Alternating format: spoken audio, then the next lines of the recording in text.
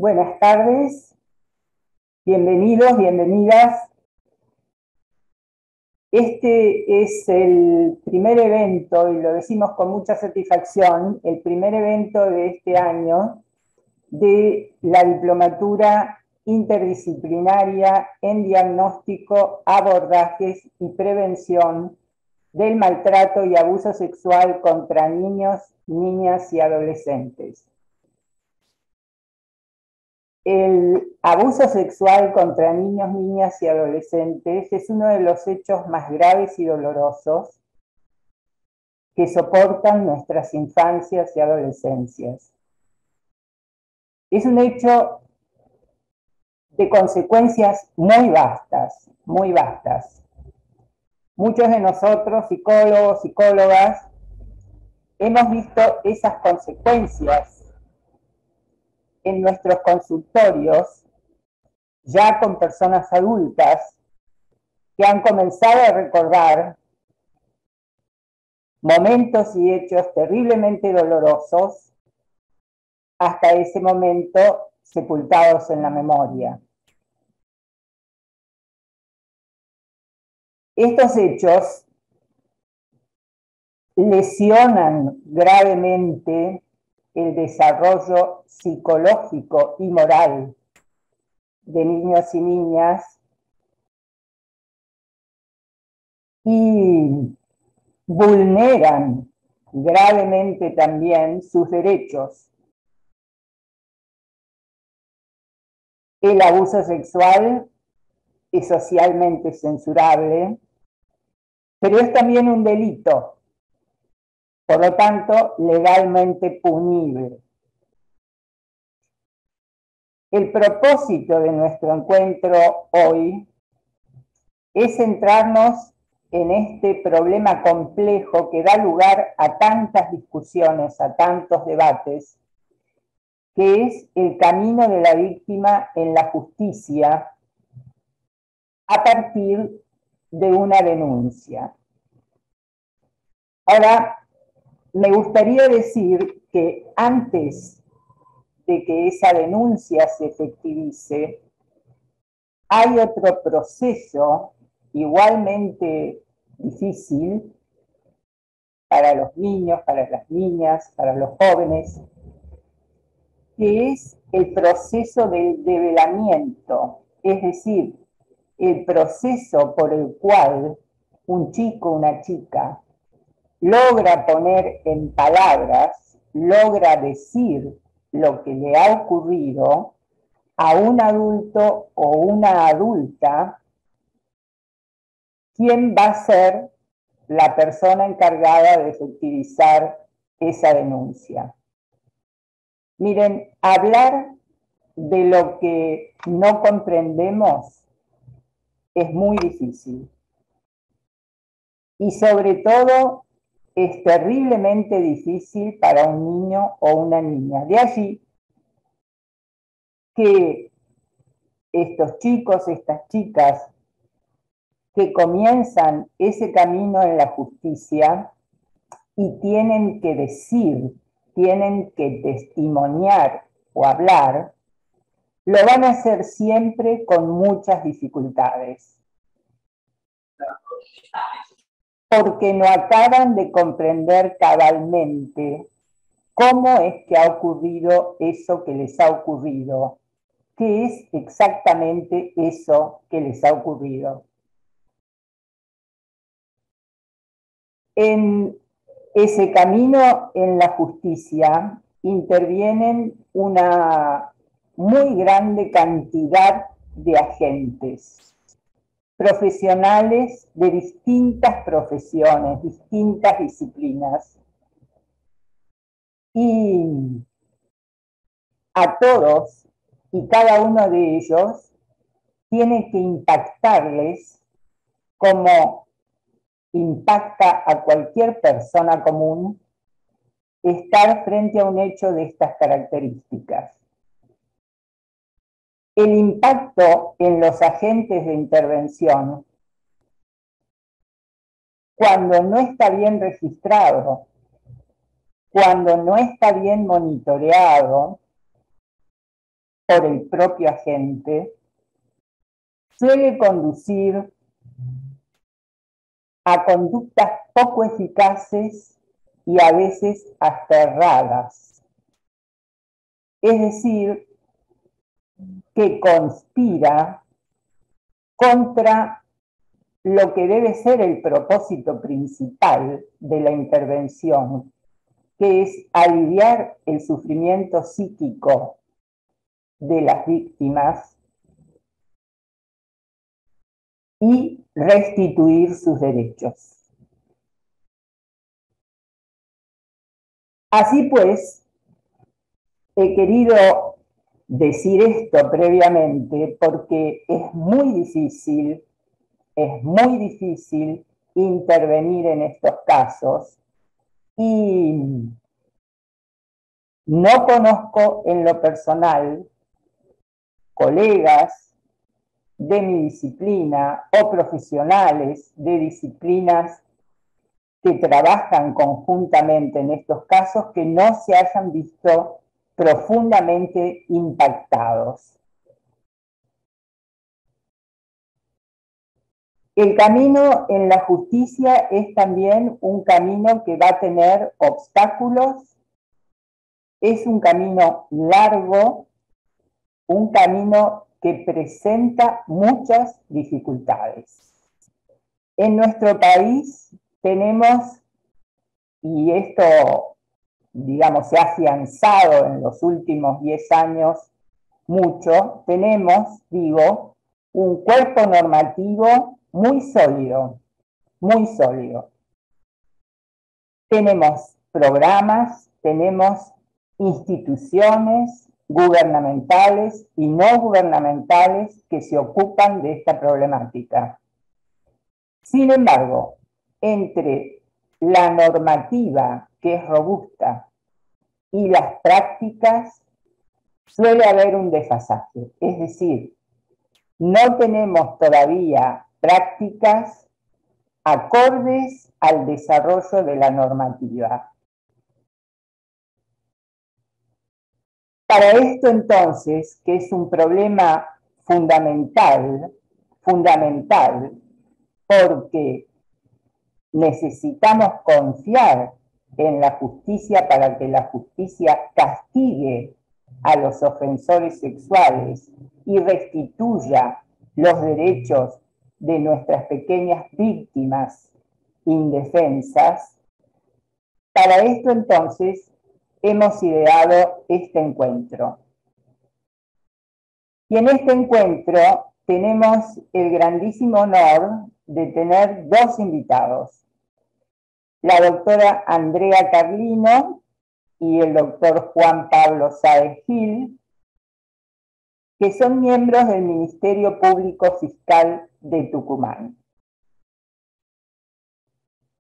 Solana Tonetti, que es psicóloga y que es también coordinadora del grupo interdisciplinario en ese ministerio, va a oficiar ahora de presentadora de nuestros invitados, a quienes agradecemos profundamente el estar aquí con nosotros y de quienes esperamos que nos aclaren, nos cuenten sus experiencias, nos informen de novedades, porque es muy difícil conocer, ya es difícil conocer lo que está ocurriendo aquí en Cava y en la provincia de Buenos Aires, así que imaginen lo difícil que es para nosotros acercarnos a las realidades de las distintas provincias. Pero debemos hacerlo, porque uno de los objetivos principales que deberíamos tener es que haya una información pública y constante sobre el avance en el tratamiento de estas cuestiones en todo nuestro país y en toda nuestra región. Así pues, le damos la bienvenida nuevamente a nuestros invitados. Los vamos a escuchar atentamente durante 20 minutos cada uno y después vamos a dar paso, como siempre, a los debates y a la participación de los presentes. Solana Tonetti, entonces, te cedo la palabra para que hagas las presentaciones formales del caso. Bueno, buenas tardes, muchísimas gracias, Teresa. Quiero contarles, siguiendo la línea de Teresa, que esta webinar, fue justamente a partir de la inquietud que se generó entre los profesionales que somos docentes de esta diplomatura que comenzará muy prontito. Y dentro de estos intercambios y debates generó esta idea de invitar a dos abogados, como son la doctora Andrea Carlino y el doctor Juan Pablo Sáez Gil, quienes nos van a instrumentar sobre, los lineamientos del nuevo Código Procesal Penal que está rigiendo en Tucumán y cómo esto es necesario no solo para la población en general, para el público en general, tener conocimientos de cómo se trabajan estas causas en la justicia penal, sino que también como profesionales de la psicología y del trabajo social fundamentalmente, al ser yo una coordinadora de un equipo interdisciplinario compuesto por psicólogos y trabajadores sociales, necesitamos este conocimiento en esta interdisciplina entre el derecho, la psicología y el trabajo social a fin de acompañar nuestras prácticas a estos lineamientos. Entonces, más que agradecida con Teresa de darnos la posibilidad, a la doctora Leonela Safarsi, que está aquí presente, médica pediatra, especialista en medicina forense, perteneciente al cuerpo médico forense, porque hemos sido las promotoras de este espacio y Teresa nos ha dado esta posibilidad junto a la UIA. Quiero aclarar que la doctora María del Carmen Reuter, fiscal de Tucumán, quien estaba propuesta para este espacio, lamentablemente no puede estar presente hoy, manda un cariño enorme a todos y muy agradecida por la invitación, por cuestiones de salud, y en su lugar, nos ha dejado un excelente referente, no solo como profesional, sino en su calidad humana, sobre todo, que es la doctora Andrea Carlino. Bueno, vamos a empezar con Juan Pablo Sáez Gil. Juan Pablo es abogado, es especializado en Derecho Penal. Actualmente se desempeña como secretario judicial a cargo del equipo de planificación estratégica de la Secretaría Judicial del Ministerio Público Fiscal de Tucumán. Juan Pablo, excelente compañero, un gran asesor del gabinete, así que te cedo la palabra para que nos cuentes un poquito lo que has tenido pensado para hoy. Buenos días, muchas gracias Solana por la invitación, muchas gracias a la institución por la invitación, muy amenas y precisas sus palabras, doctora, le agradezco también por su discurso. Lo que yo voy a tratar de hacer en este breve tiempo es explicar un poco de qué se trata la justicia penal específicamente en Tucumán. Yo sé que hay muchas personas que no están insertas en el ámbito de la justicia penal, que no conocen mucho, así que voy a tratar de tener un lenguaje muy básico, lo más democrático posible. Quizás pueda ser demasiado sencillo para los que están insertos, pero creo que es necesario ir a lo más básico. Y voy a tratar de dar una idea general de lo que es la justicia penal y cómo se está aplicando la justicia penal en Tucumán y especialmente desde el Ministerio Público Fiscal. Lo primero que quisiera comentarles y explicarles a los que no conocen es que la justicia penal principalmente se basa en dos leyes principales que todos conocen, que es el Código Penal y el Código Procesal Penal. El Código Penal es uno a nivel nacional en el cual están tipificados todos los delitos. En este caso, por ejemplo, el abuso sexual, y que es igual para todas las provincias del país. Y por otro lado está el Código Procesal Penal, que a veces confunde. Y el Código Procesal Penal es uno para cada provincia y lo que hace es reglamentar cómo se investiga y se enjuicia ese delito en cada provincia. Por eso es diferente en cada provincia, más allá de que el delito sea siempre el mismo. En la provincia de Tucumán, recientemente, en septiembre del 2020, entró en vigencia un nuevo Código Procesal Penal que tiene un carácter adversarial. Y esto es muy significativo de lo que se habla mucho acá del nuevo Código Procesal Penal, porque cambia no solo la normativa, sino que cambia el paradigma completo. Y es muy importante entender eso porque tiene, en esencia, importancia respecto a todo el proceso, especialmente relacionado con la víctima y especialmente relacionado con niños, niñas y adolescentes. Este nuevo paradigma, que incluye el nuevo Código Procesal Penal, implica principios que cambian toda la lógica que se venía trabajando con los viejos paradigmas procesales, y que es una lógica que se viene arrastrando de siglos, de un sistema inquisitivo, de un sistema burocrático, y que hacía que la justicia sea muy lenta realmente. Y con este nuevo código, al poner principios como la celeridad, la eficacia, la desburocratización, la oralidad, el foco en la solución del conflicto y principalmente el foco en la protección de la víctima, cambia completamente la lógica. Lo que sí es difícil, y es lo que hay que tratar de transmitir, que un cambio de paradigma institucional tan grande como lo es la lógica judicial, no es un cambio que se hace de un día para el otro. Entonces hay que tener paciencia en este cambio, porque son las bases constitutivas del sistema las que están cambiando.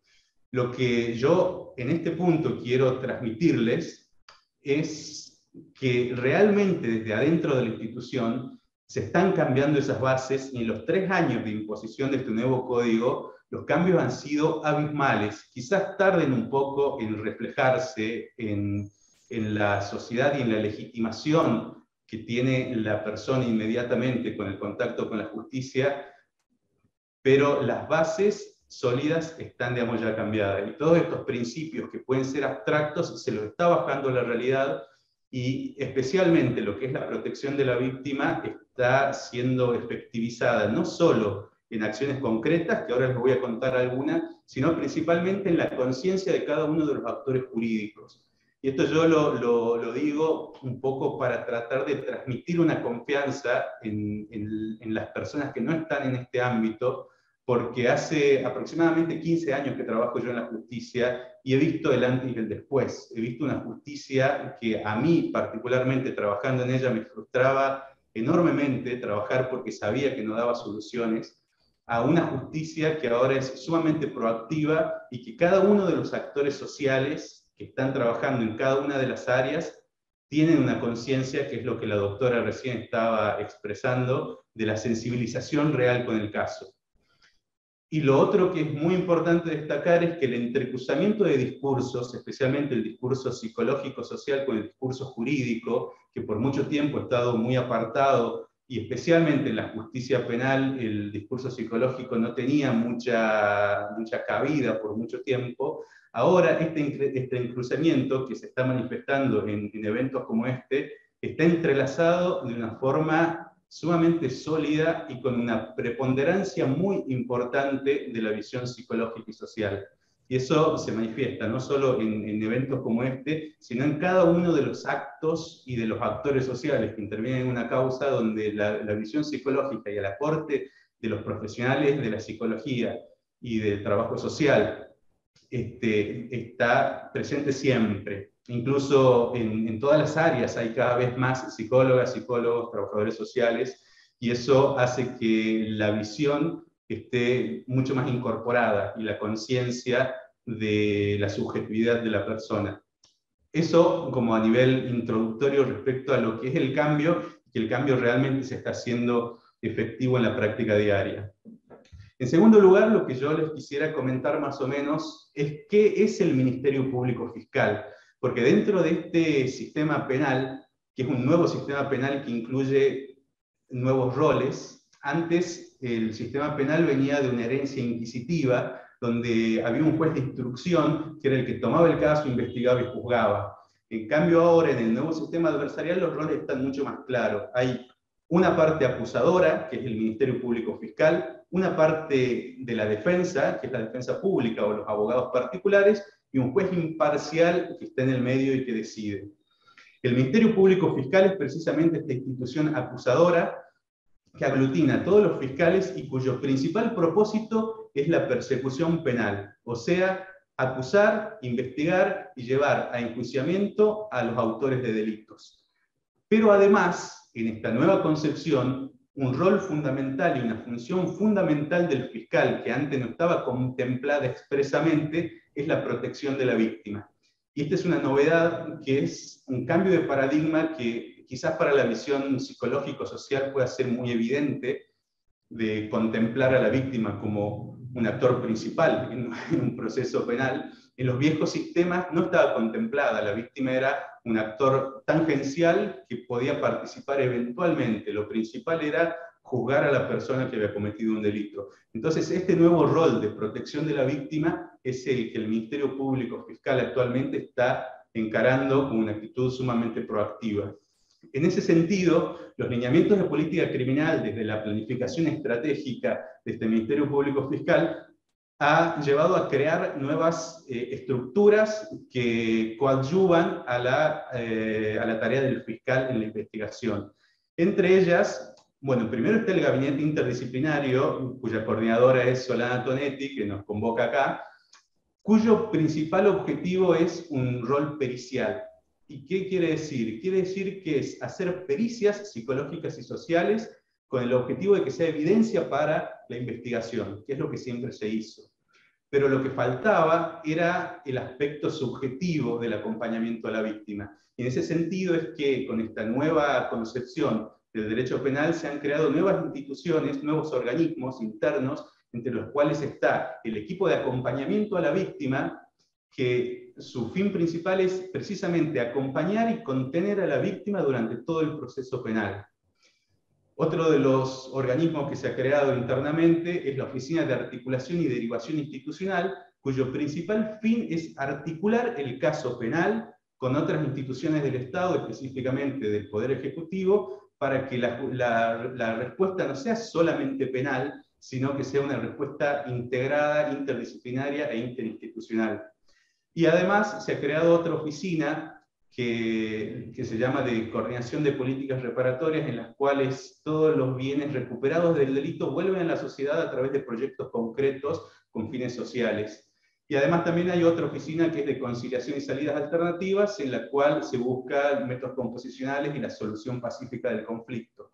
Todas estas instituciones, todos estos organismos internos del Ministerio Público Fiscal son los que están coadyuvando para que precisamente el camino de la víctima, como bien se lo ha mencionado en este webinar, sea lo menos nocivo posible, podríamos decirlo, porque nunca va a dejar de ser nocivo el proceso penal.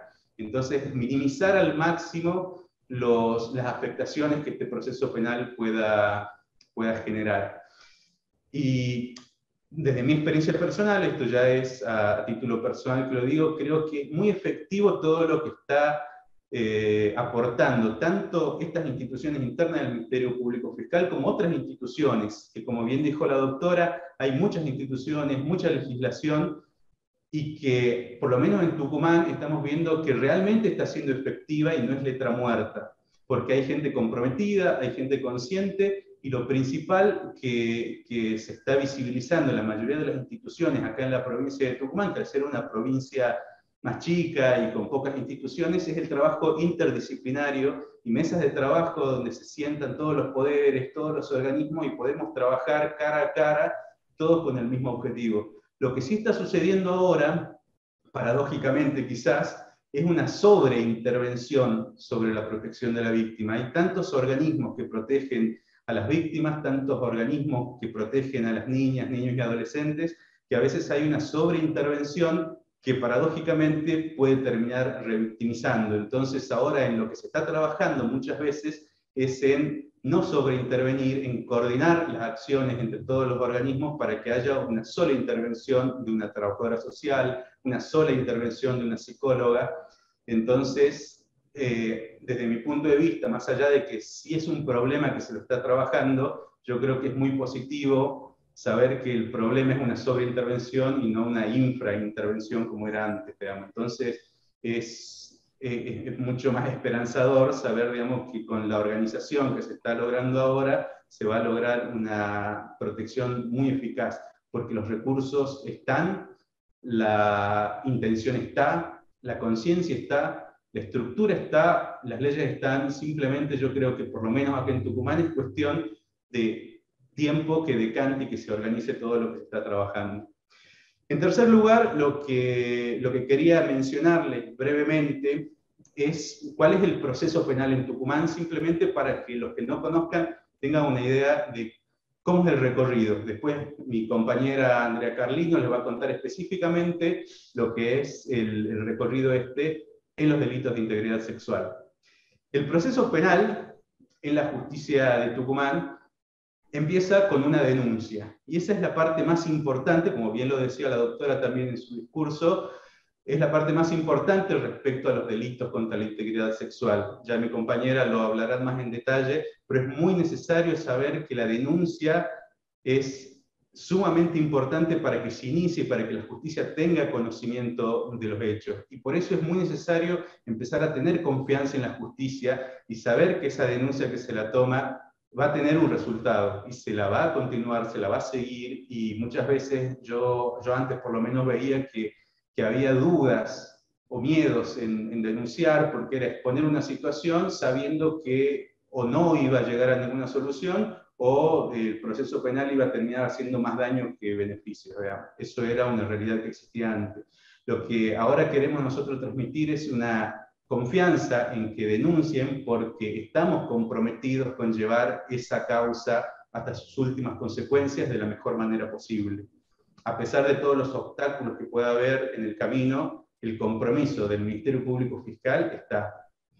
Entonces, iniciada la denuncia por las distintas vías que ya mi compañera comentará, ingresa al Ministerio Público Fiscal y se abre una etapa de decisión temprana. Esta etapa de decisión temprana es una de las etapas más importantes del nuevo proceso penal, porque es donde se toman las primeras decisiones y se trata de dar soluciones inmediatas al caso.